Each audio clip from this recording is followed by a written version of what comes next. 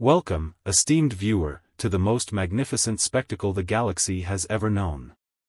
I am Lord Vashkol of the Third Dominion, and what I am about to recount is a tale of arrogance, of shattered expectations, and of a tiny, seemingly fragile species that taught us all a very expensive lesson in humility.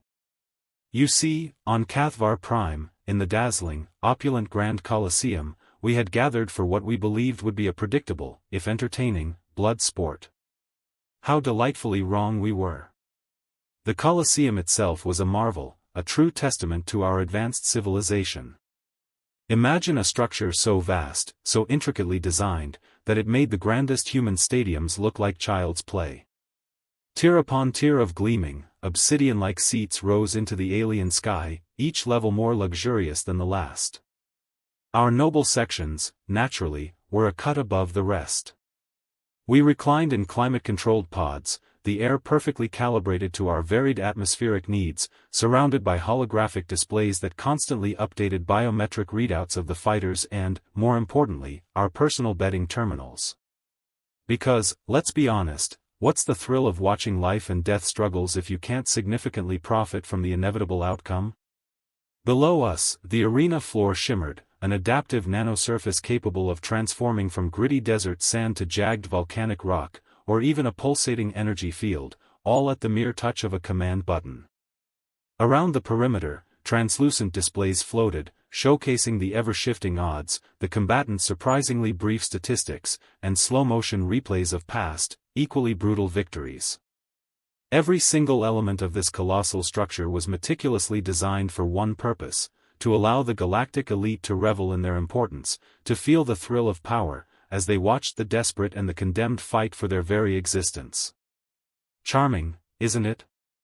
Truly, it embodies the spirit of our glorious dominion.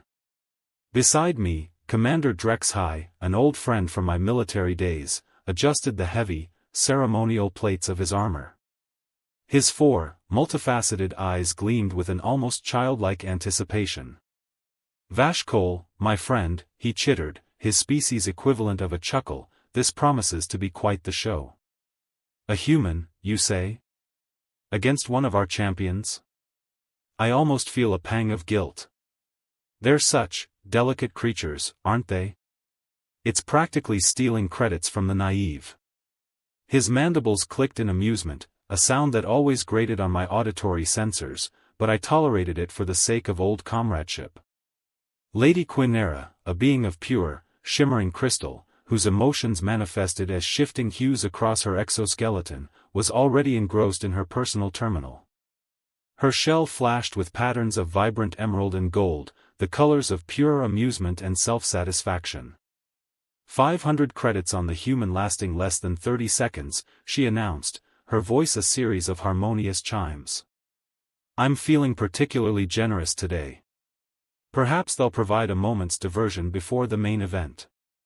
Nearby, Merchant Zultup, a creature resembling a sentient, meticulously tailored slug with far too many tentacles, waved one of his appendages wildly, his voice a low, gurgling sound of excitement. "The betting pools are absolutely insane, my lords. 20,000 spectators, and perhaps 12 have dared to place a wager on the human. The odds are a staggering 500 to 1 against her. A truly delightful risk for those with more money than sense, wouldn't you agree?" I settled deeper into my plush, temperature-controlled seat, taking a slow, appreciative sip of my imported fermented algae extract.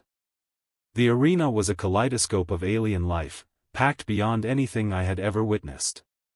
Representatives from dozens of species filled the grand stands. The insectoid Klaxery chittered excitedly in their designated sections, their compound eyes fixed on the empty arena floor. The ethereal Nethori floated serenely within their translucent containment spheres, their gaseous forms swirling and shifting with what I presumed was their unique expression of anticipation. Even the notoriously uptight consortium delegates, who usually feigned disinterest in such barbaric displays, had graced us with their presence, though they sat with an air of superior disdain, pretending this was somehow beneath their galactic standing. The air crackled with a palpable buzz, a collective eagerness for the spectacle to begin. Then, the grand announcement system crackled to life, a booming, reverberating voice echoing through the vast space. "Ladies, gentlemen, and esteemed beings of all classifications, welcome. Welcome to the Grand Colosseum's premiere event." A wave of excited murmurs swept through the crowd. Meanwhile, unbeknownst to the gleeful spectators, the human in question was far from the polished, serene environment of the Colosseum stands. Her name was Maya Torres, and her current predicament was the direct result of a hunting party from the Vorexian collective. The Vorexian, known for their ruthlessness and their insatiable desire for unique specimens, had deployed their elite hunting pack to a backwater human colony world. Their advanced stealth generators, a marvel of cloaking technology, rendered them utterly invisible to the primitive human sensors and visual spectrum. They moved with silent, predatory grace through the dense, vibrant vegetation of the uncharted planet. Through the thick, alien undergrowth, the lead hunter, a hulking Vorexian named Star, could clearly see their target. A lone human female, seemingly oblivious, was meticulously conducting some form of geological survey. She had short, practical dark hair that framed a determined face, and she wore simple, unassuming clothing that offered precisely zero protection against, well, anything that might wish her harm. "Maya Torres," Star rumbled, reading from his intelligence briefing, his multi-jointed fingers scrolling through the data on his wrist-mounted compad. "Engineer. Age 28. Specializes in planetary resource extraction." He paused, his massive head tilting slightly. "No military training. No combat experience. No augmentations or genetic modifications." A low, guttural sound, akin to a cough but meant as amusement, escaped his throat. "Wait, it says here she once participated in something called mixed martial arts for recreation. How quaint." The human was completely lost in her task, kneeling beside a cluster of crystalline rocks, meticulously making notes on a crude, handheld device. She looked so small, so incredibly fragile, so utterly defenseless against the overwhelming power of the Vorexian hunting pack. Star almost felt a pang of guilt, a flicker of something akin to remorse for what was about to happen. Almost. Stunner set to minimal force, he ordered his pack, his voice a low growl that cut through the jungle's ambient hum. "The Council wants this specimen alive, and relatively undamaged, for the arena trials. Try not to break too many of its bones." The capture took exactly 4 seconds. Maya Torres, without a single scream or even a chance to react, was enveloped in a shimmering net of energy, her movements instantly paralyzed.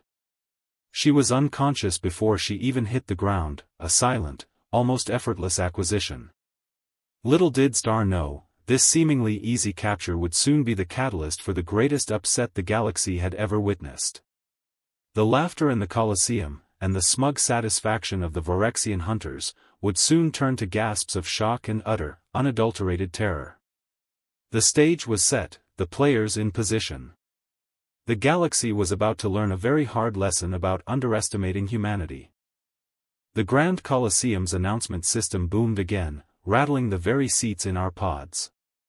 "And now, for the main event.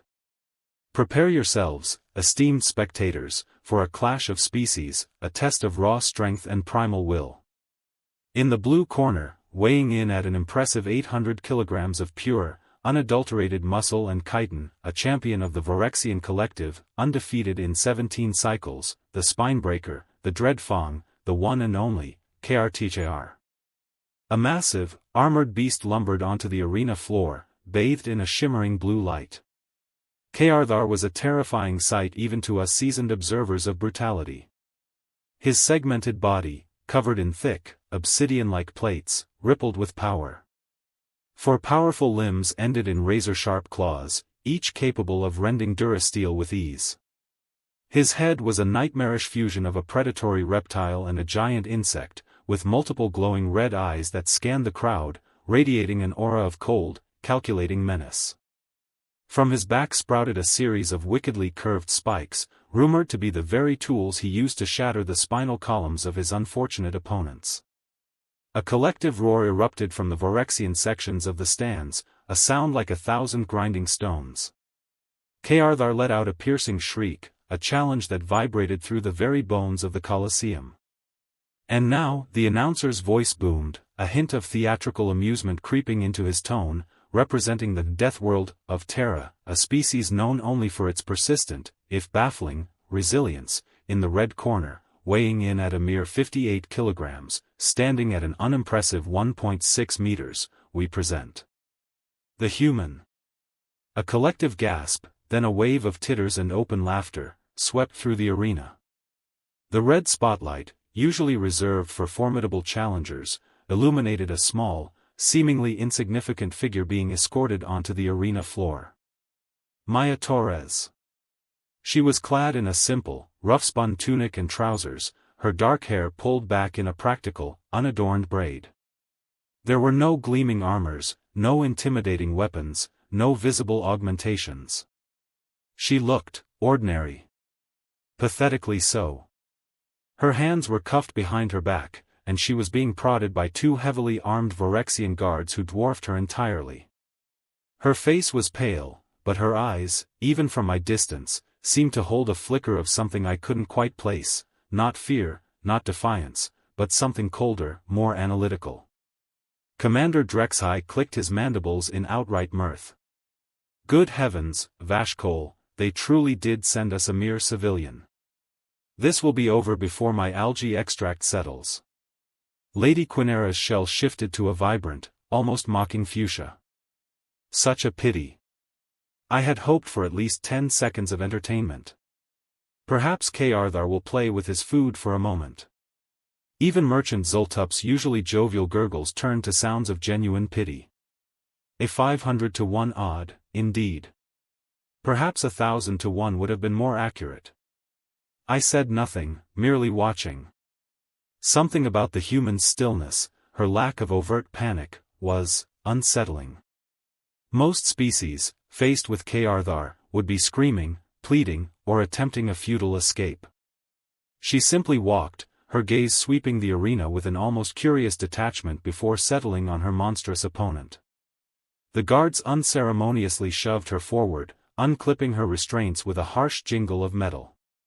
Maya stumbled slightly, then straightened, rubbing her wrists. Her eyes locked onto Kr'thar, and for the first time, I saw a spark. Not of fear, but of intense focus, of evaluation. Kr'thar, sensing the weakness, let out another guttural snarl, his massive frame shifting, eager to begin. The arena fell into a tense, expectant silence, broken only by the hum of the energy field that formed the arena's perimeter. Back on the Vorexian capture ship, just hours earlier, Maya Torres was far from the defiant figure now standing in the Colosseum. She had woken in a small, sterile cage, her head pounding.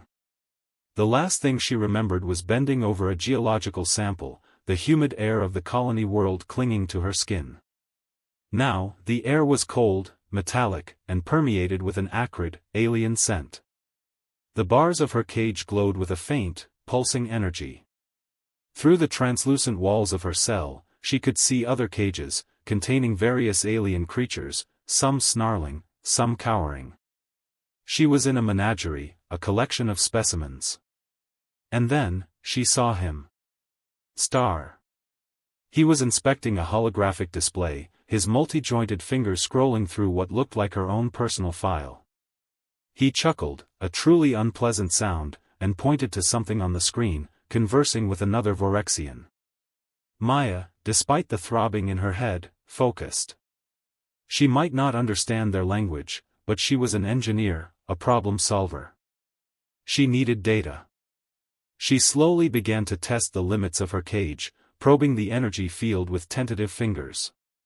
It pulsed with a mild, harmless shock, enough to deter but not to incapacitate. She observed the Vorexian guards, their patrol patterns, their communication methods. She watched as other specimens were removed from their cages, some screaming, some collapsing. She saw the fear in their alien eyes. She refused to let that be her. Then, she heard keywords, repeated over and over in the alien chatter, arena. Champion. Sacrifice. Kathvar Prime. The pieces clicked into place with a horrifying clarity. She wasn't just a specimen, she was to be a sacrificial lamb in some alien blood sport. The thought sent a jolt of ice through her veins, but it also ignited something else, a cold, simmering rage. She was an engineer. She built. She solved. And she fought. Not with weapons, not with brute force, but with her mind, her understanding of systems, of weaknesses. Her recreation, that mixed martial arts star had scoffed at, wasn't just a hobby. It was a philosophy.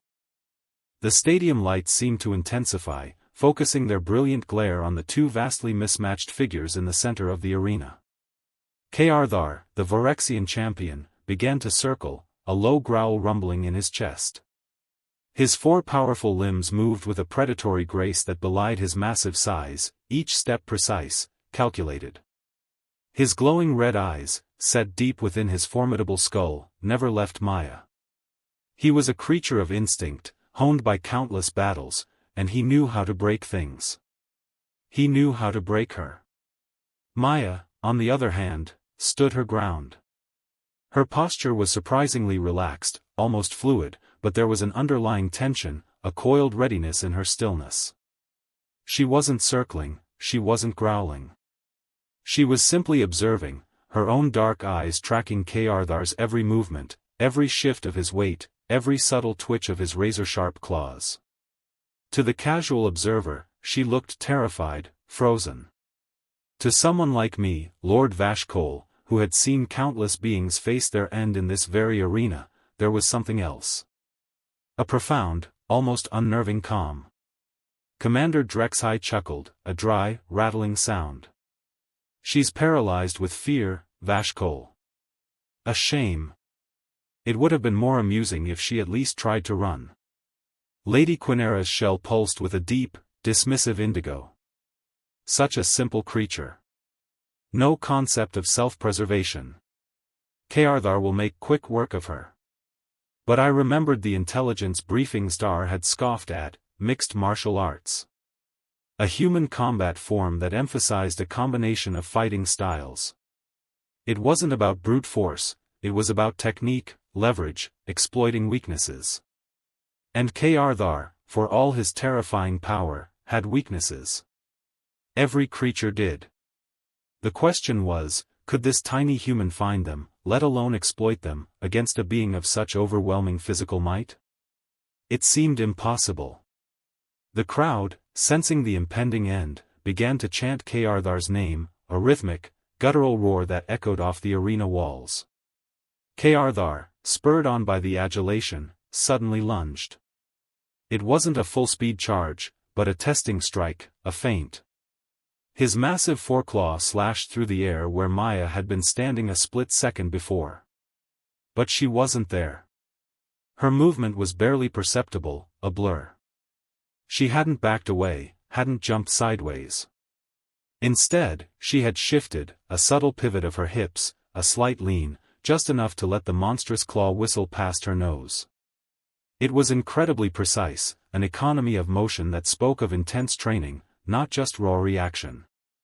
The crowd's roar faltered, a collective ripple of surprise.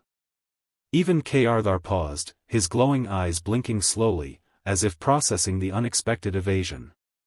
He struck again, faster this time, a powerful sweep with his other foreclaw, aiming to simply swat her aside like an annoying insect. Maya dropped, a sudden crouch that brought her dangerously close to the ground, allowing the massive limb to sail harmlessly over her head. She was a ghost, a wisp, untouchable. A hush fell over the arena. The chittering of the klaxery died down. The shifting forms of the Nethori stilled. Even Commander Drexhai's mandibles were momentarily silent. This wasn't a terrified, cowering victim. This was something else entirely. Kr'thar roared, a sound of genuine frustration this time, and began to advance with more aggression. He was no longer toying with her. He was angry. He launched a barrage of attacks, sweeping claws, crushing stomps, even a snap of his formidable jaws. But Maya danced, a terrifying ballet of evasion. She wasn't just avoiding his strikes, she was moving around them, always staying incredibly close, sometimes even using the force of his own momentum to slightly alter her trajectory. She moved like water, flowing around obstacles, impossible to pin down. Her movements were so efficient, so utterly devoid of wasted energy, that it almost seemed like she was part of the wind itself. Every step, every duck, every weave was perfectly timed, perfectly executed. She wasn't simply reacting, she was anticipating. She was reading him. She was seeing the tells, the micro-movements, the shifts in his weight that signaled his next attack before he even fully committed to it. This wasn't just physical agility, it was mental acuity, a level of focus I hadn't seen in the arena in centuries. The crowd began to murmur, a low, buzzing sound of confusion and dawning realization. The betting odds on the human, which had plummeted to ludicrous levels, suddenly began to flicker. A few, brave souls, perhaps driven by a sudden surge of contrarian spirit or a flicker of foresight, placed small bets on the human lasting a bit longer. My personal terminal chimed, indicating that Lady Quinera had grudgingly added another 50 credits to her human lasts longer wager, though her shell still displayed a skeptical, pale blue. Kr'thar, infuriated by her elusive nature, finally tried a different tactic. He stopped his direct attacks and instead focused on her feet, attempting to stomp her into the adaptive nano-surface. He brought one massive, clawed foot down with bone-jarring force. Maya, with a lightning-fast movement, darted under his leg, briefly disappearing beneath his colossal frame. For a terrifying second, the crowd collectively held its breath. Had she been crushed? Then, she emerged on the other side, seemingly untouched, and almost directly behind him. Kr'thar, surprised by her sudden reappearance, spun awkwardly, momentarily exposing his heavily armored back. It was a fraction of a second, an opening that most would miss, or be too slow to capitalize on. But Maya saw it. She didn't hesitate. This was no longer just evasion. This was the first hint of an offensive. She wasn't running. She was setting a trap. And Kr'thar, for all his strength and experience, had just fallen into it. The air in the Colosseum crackled with a new kind of energy, not amusement, not pity, but genuine, heart-pounding suspense. The match had just begun. The brief, stunned silence in the Grand Colosseum was shattered by a collective gasp. Maya, having skillfully maneuvered behind Kr'thar, didn't run, didn't try to create distance. Instead, she did the utterly unthinkable. She moved closer. With a burst of speed that seemed impossible for her small frame, she launched herself upward, not directly at his armored back, but at the joint where his massive right hind leg met his torso. It was a point of articulation, a place where mobility superseded impenetrable armor. To the alien crowd, it looked like a suicidal leap, a futile attempt to cling to a mountain. Kr'thar, sensing her presence behind him, instinctively whipped his armored tail around, a weapon capable of shattering stone. But Maya was already there. She grabbed onto the thick, leathery hide of his leg with both hands, her fingers finding purchase in the rough texture. The tail whistled past, inches from her face, the wind of its passage ruffling her hair. She was on him. Like a tiny, determined limpet clinging to a leviathan, she began to scale his leg, moving with an astonishing agility that defied the laws of physics and the expectations of every being in the arena. Her short, powerful legs pumped, finding tiny ridges and depressions in his chitinous plating that no one else would have even noticed. Kr'thar roared, a sound of pure disbelief and escalating fury.